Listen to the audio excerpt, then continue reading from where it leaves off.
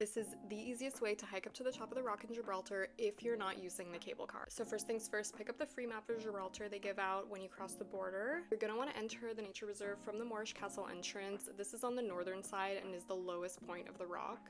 You see the sign Castle Steps at some point, you're on the right track. You'll find yourself on a street above the castle and be met with the nature reserve entrance where you'll have to scan your tickets. This part of the northern section is mostly walking on inclined streets, so it's really not that bad. First sight here is the World War II tunnels, and further on is the Great Siege tunnels. At this point, you're gonna wanna make your way to the middle of the nature reserve and where the cable car top station is. So lots of maps show different trails. In my experience and after doing some research, the only real way that you can get to the top is by going through the Charles V wall. This will be the most strenuous part of the climb as it's 660 steps straight up to the top and there's no real way of getting around not doing them. But as scary as these steps look, the climb really isn't that bad. There are a lot of lookout points and benches along the way that you're going to want to stop at anyways, so it definitely does help slow down your pace and give you time to rest. To get to the wall, we took Queen's Road and then detoured onto Old Queen's Road as we wanted to see the Ape's Den. This road brings you to the base of the stairs, but you could also take another trail that will bring you further up the wall so that you can cut your climb significantly.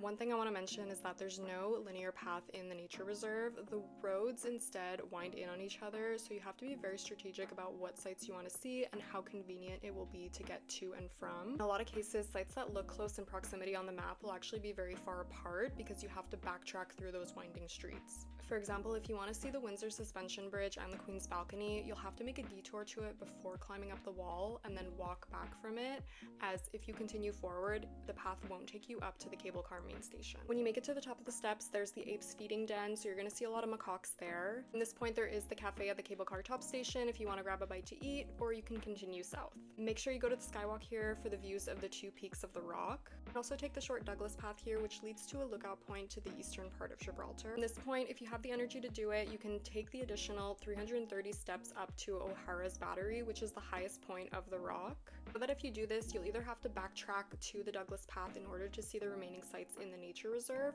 or you'll have to continue on the Mediterranean steps, which will take you to the exit. I would recommend continuing on to St. Michael's Cave, the super unique network of underground limestone caves that has a built-in auditorium at the end with a light show. When you exit the caves, you'll be brought back to Queen's Road, and it's a straight path to the exit of the nature reserve and to the Pillars of Hercules. When you exit here, you can take bus route 2 on Europa Road, which will take you to the Marketplace bus terminal. You can then spend some time in town, grab a bite to eat at Casemate Square, or it's a 10-minute walk back to the border through the pedestrian runway. And that's the path I would recommend based off of my experience. If you have any questions, leave them down in the comments, and thanks so much for watching.